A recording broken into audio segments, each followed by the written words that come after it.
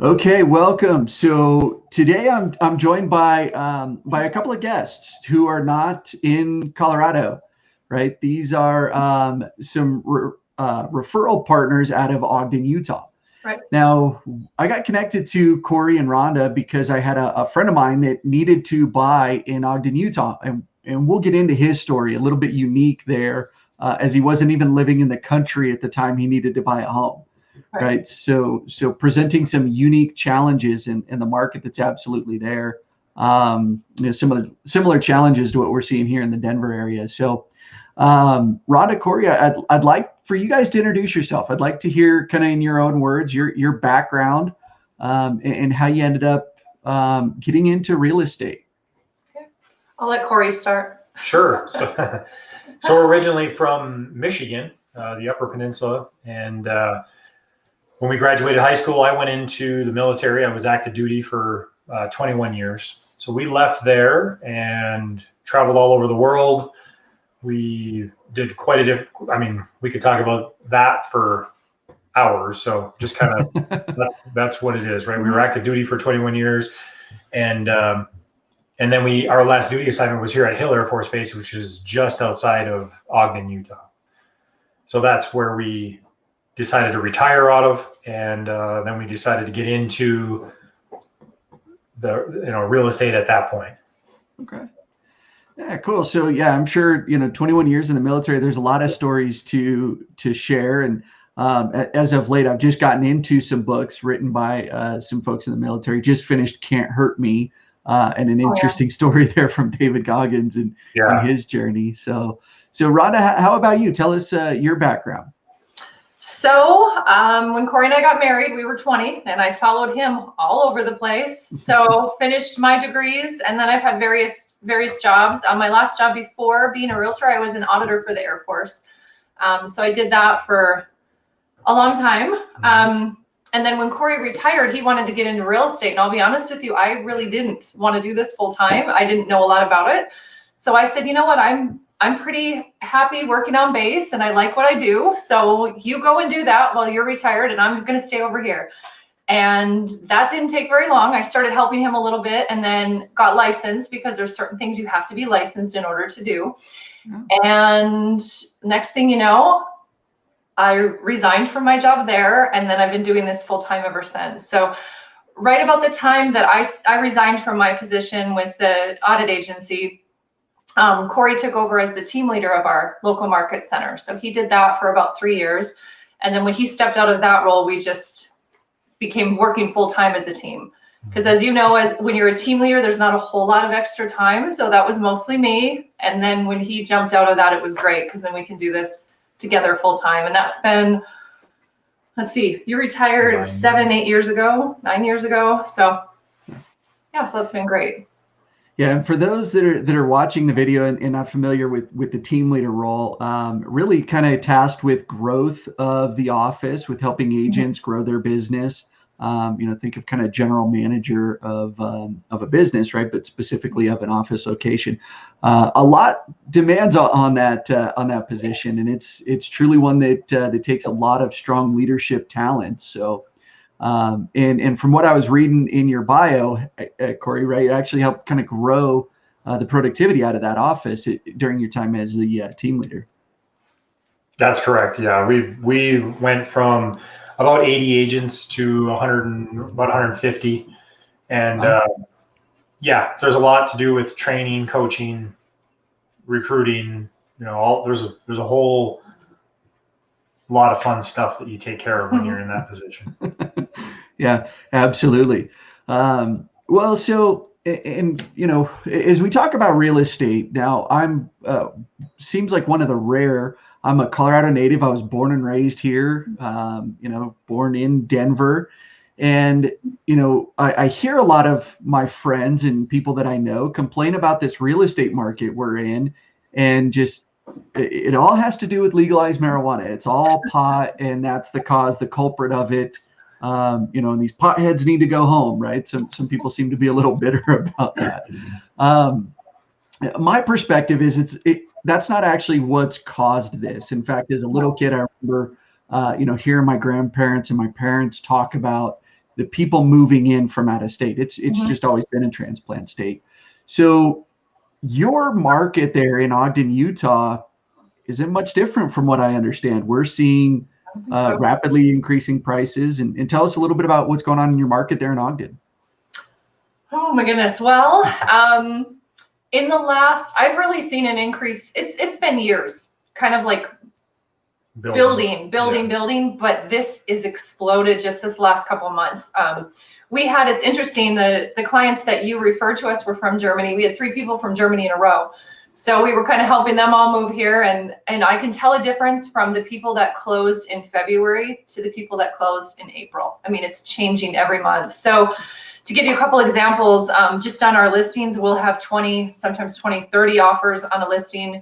We put an offer for a buyer the other day. We were told they had 40 offers. So it doesn't have anything to do with legalized marijuana because we're in Utah. So it has absolutely nothing to do with that here. I think it's a huge, it's a combination of low interest rates, so many people moving here. That's another thing that we've noticed with our listings. When we're going through offers and just from talking to the other agents, they'll mention my clients we've had people moving from Illinois, a lot of California, a lot of Idaho. Virginia.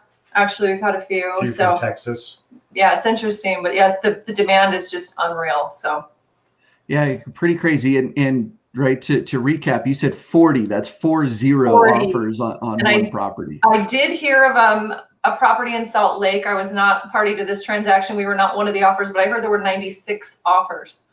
So I can't even comprehend the agent having to go through those, because when we go through our offers, we've got a very detailed spreadsheet. We go through all sorts, and it's very time consuming to go through all those offers and take in, everything into consideration. So I can't imagine 96 or whatever. It's really time consuming just to do 20 or 30, let alone 100. That's nuts. So. Yeah. To go through 5 is time consuming, right? There's a lot of pages to the contract. I'm assuming in Utah it is here, and a lot of details to go through, and overwhelming for a seller and for a buyer through that. It really is. And I think the reason, every month we're seeing an increase, because I've seen comps on certain properties go up 40,000 in 2 months, because the neighbor sells and that happened to go 60,000 over. That's the new comp for the new neighbor that wants to sell, and it just keeps going. In addition, when buyers are out there and they get beat by putting in these crazy good offers in the normal market, they would be crazy offers in the normal market, and they're not even in the running, they get even more aggressive the next time. So you can tell the buyers that have been in the market for a little while, because they know, I need to put everything I have on this offer in order to get it accepted. Yeah, and we kind of feel that from the agent that's representing the buyer too, right? That phone call when they pick up and they're like, please, we're just tired of playing the game. Yeah. How do we make it stop? Yeah. So for those that are watching, if you're discouraged about the market, how it's going here in Denver, Ogden, Utah is not worldly different as far as the market. And I'm just going to throw this one out there, jumping without a safety net. So if you don't have the exact number, that's okay. But ballpark, average home price in the area there in Ogden, Utah. Just in Ogden, I know Weber County off the top of my head. Average or median? Well, I can tell you this. Yeah, I can tell you this. When we started in 2012, it was 165, and now we're seeing properties 3-bed, 1-bath going for 340.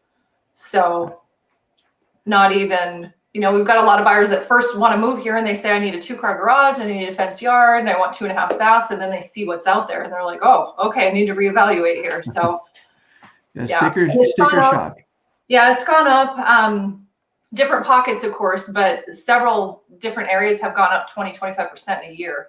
So that's crazy. I think the average is maybe 15 right now. I'd have to double check the numbers, but I know some places are, upwards of 20% and stuff. And the previous 3 years was just about 10%. So it's been a pretty upward trend around here. Yeah, a lot of things going up and moving fast. So now with your production, right? And you guys help a lot of families buy and sell homes. It's not just hey, we help one family maybe a month. You guys are in it and helping quite a few people. Right. We were 82 last year. So we do help a lot of people, and every single person, they're not just a number to us by any means. Every single person has a story, and we know their stories and they're important to us. So it's heartbreaking when we have these buyers that don't get their offers accepted. But the good news is we tell our buyers this: be persistent. We will get you one. So. Yeah.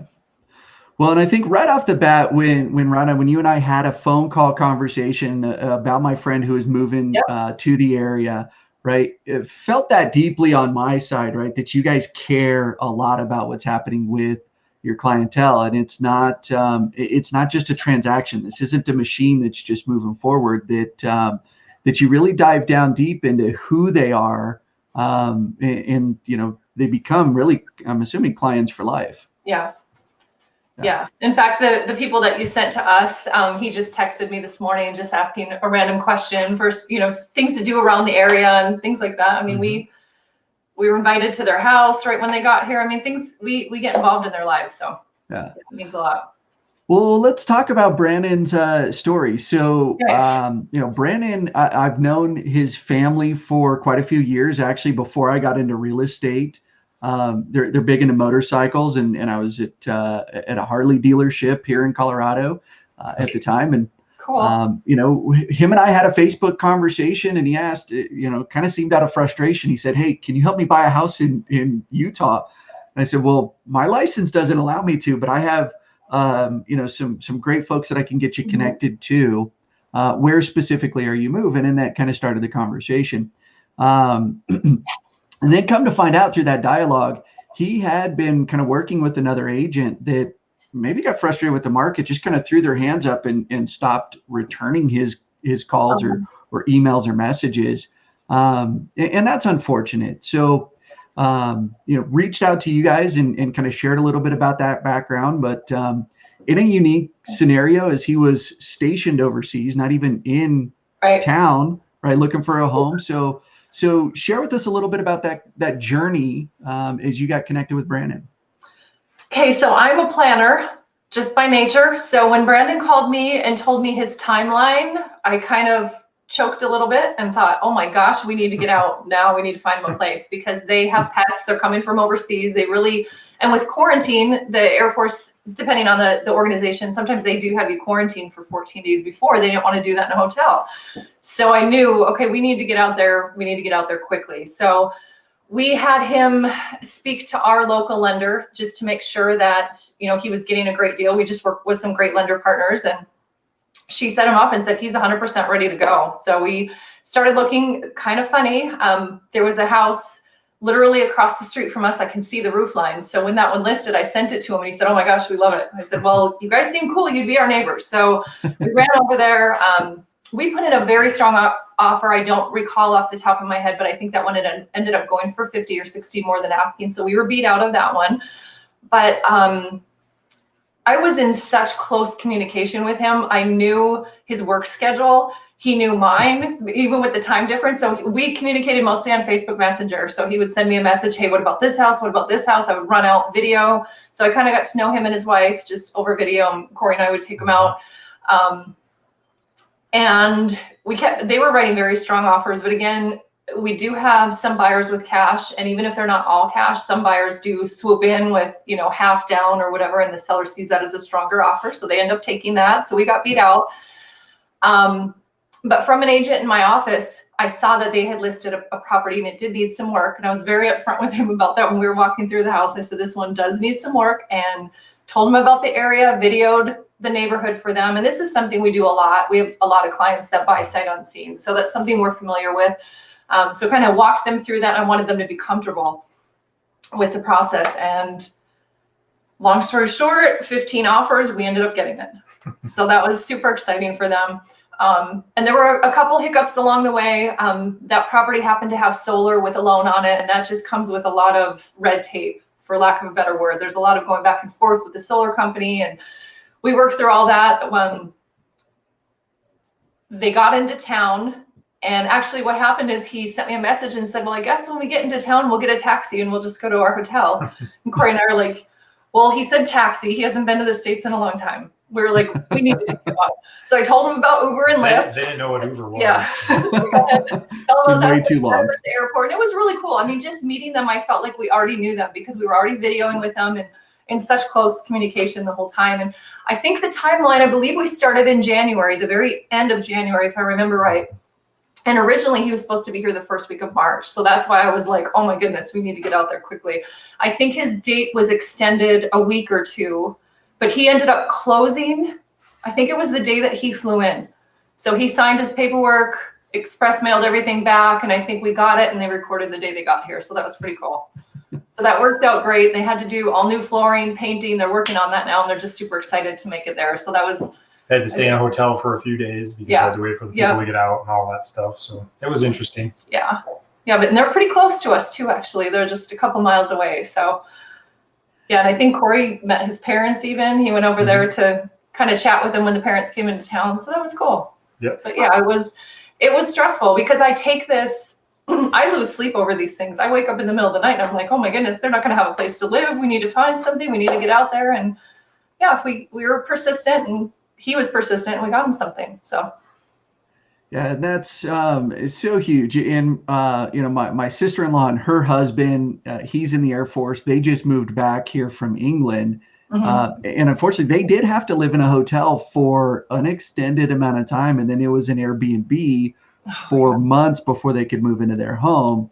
You know, so to line up that timing is not an easy thing. And to be able to coordinate all of this, there's so many moving parts that it's really amazing, right? A skill, right? That not everybody, not every agent can do when we take a look at the logistics on how we actually make this happen. Yeah, there's a lot of behind the scenes things that people don't see. That's definitely true. A lot of moving parts. So. Well, my time in this, and this rang true with my previous life in the motorcycle dealership. When you're doing it really well, on the outside it looks easy, but there's a lot of things that are going on in the background. And Cory, I'm sure, right? 21 years in the military, being a team leader, I'm assuming, right, you could echo the same sentiment. Yeah, absolutely. Yeah. There are a lot of things that go into a transaction. I know we broke them all down one time to go from actually making a phone call, the initial one, all the way to the closing table. And it was like 94 different things that we could think of that go into a transaction. Different tasks. Just to give you an idea of some of the tasks on the backside that people don't understand. Yeah. Well, and communication back to me was fantastic, right? This is somebody that I know his parents well. So always that concern for me, right? When I put my name out on the line, I want to make sure that's going well. And it's a reflection on you. Yeah. It was fantastic to hear the updates from you guys as to what was going on and the timeline for them. And it was really comforting to know that we're solution based, right? We're seeing the problems that are coming up. We're finding solutions, and we cared about the ultimate timeline and getting it done, right? Yeah, definitely. We thank you again for sending them to us because they're special people to us. So cool. Yeah, it's good, right? And want to continue that relationship. I don't always have people moving from Germany to Ogden, Utah, but you know, been a couple lately. Yeah, like I said, we had 3 in a row, pretty much. Yeah. So so when we take a look just kind of at your real estate market there in Ogden, if we were to take a look at something you would want, you know, folks from out of state maybe to know or to realize, what are some really great reasons maybe to move to Ogden? Some cool things unique to the area. There's probably too many to list in this short time period that we have, but I'll take a few of them. Yeah. So first of all, if you're looking to invest or if you're looking to do any of that kind of stuff, it's tremendous for that because our values are on the way up, right? So that's a nice thing to have. On a totally different note, recreation here is amazing. You can do anything pretty much in Utah that you want. You can hike and fish and hunt and camp and ski. Obviously, you know, there's just some of the best ski resorts in the world. So yeah, there's a little bit of everything to do here as far as that's concerned. I don't know. And for me, I mean, when we first moved here, Cory was still with the Air Force, and we knew he had to do, I think it was a year or two until he retired. And my initial thought when we got orders here, we didn't plan on it. In fact, we heard Utah and I was a little freaked out for a second there. We came from Texas and I thought for sure, okay, we'll go here, we'll finish out his time and we'll go back to our house in Texas because I loved it there. We got here, I think it was like the first day or the second day, I said, oh my gosh, I don't want to leave here. I absolutely love it. And of all the places we've been, and really we could pick up and move anywhere, and I would choose to stay here.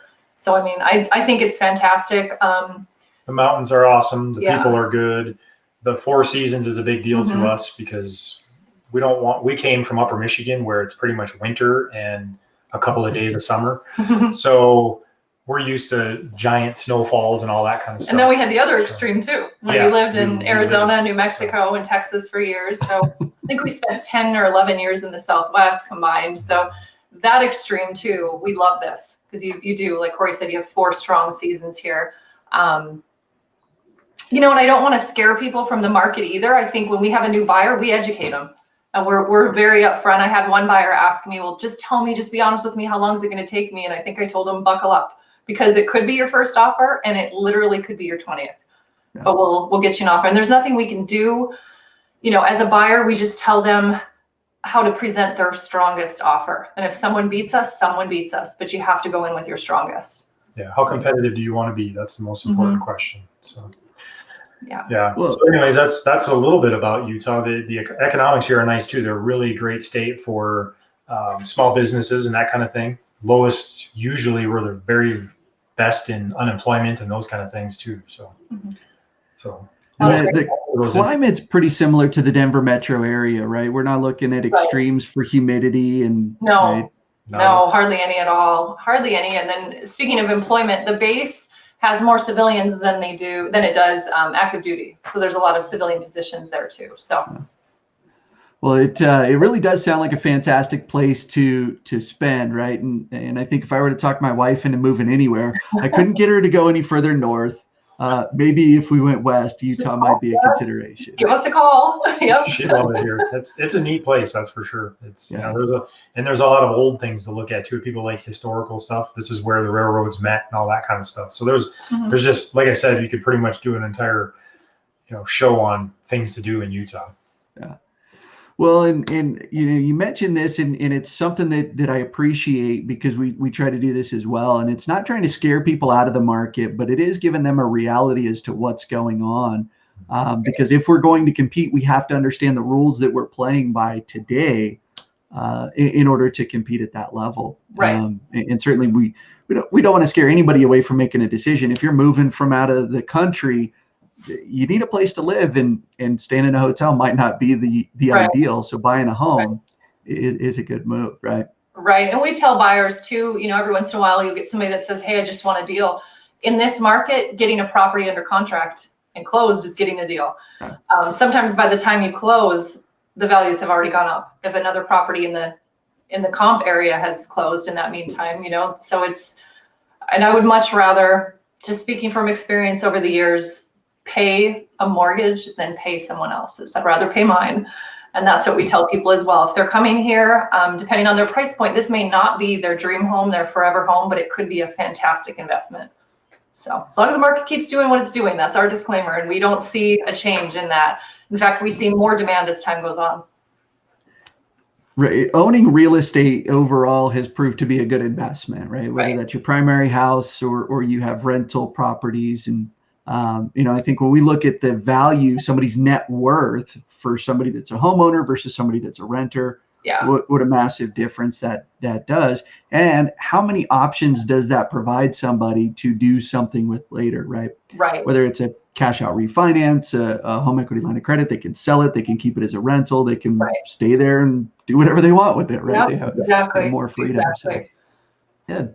Well, as we wrap this up, I think, the last thing that I just want to ask is, when it comes to your, your partnership, your marriage in real estate, what would you like to share with, those that are watching just about, what it takes for, or what's unique about your situation there with real estate as it relates to your team, right? That partnership. Well, kind of like I mentioned at the beginning, when we have a client, we take them on. They're not a transaction to us by any means. We take on their personal situation. Their timing is super important to us, and we want to do everything we can that's always in their best interest. So that's really what's important to us. Obviously, we work together. We don't have real formal, we don't have a job description or anything, but usually what happens is it'll just seem naturally one of us will connect more with a client. And in this case, Brandon and I just started talking on Facebook, and then just kind of went from there. And every once in a while, Cory will have another client and they just want to call him all the time. That's just, we're fine with that. We want the client to be comfortable, and kind of whoever clicks with them is great. We've got us, and then we have John, who works with us if we're unable to get to a property, because that's another thing. Time is of the essence. So if a property hits the market, we have a buyer that wants to see it, we drop what we're doing and we get them there. Even if the listing says, oh, we're going to wait 4 days to accept offers, I've seen that change. So we want to get them in and get the offer done right away. So we make sure that our clients are taken care of. Yeah. Well, I really appreciate your time. And I know that you guys are busy and productive, and you have lives obviously outside of real estate.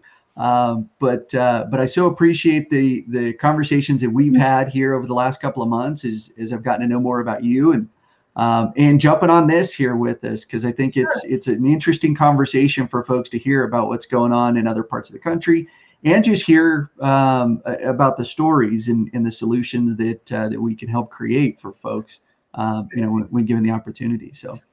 Right. Well, thank you for asking us. Yeah, much we appreciate it. So for anybody that's in the Ogden area that might be watching, right, is Brandon starting to get some friends? If they're watching, what's the best way for them to get in touch with you? We have a website, Utah Dream Properties. We're also on YouTube, and we can probably throw a number up there too. Yeah, you can call us or email us. It doesn't matter. Yep. Okay. What people do. So it's Utah Dream Properties. UtahDreamProperties.com. Yep. And then Cory's number is 801-821-9400. 400. Perfect. Well, again, thank you so much. I appreciate your time, and for sure, anybody that's heading out to Ogden, they're getting you're going to be getting a call from me. So. Well, thank you so much. We really appreciate it, and the same goes for you. All right, y'all. Well, you enjoy the rest of the week, and have a great weekend. Thank you. Thanks. You too. Have a good day. Okay. Thanks, y'all. Bye.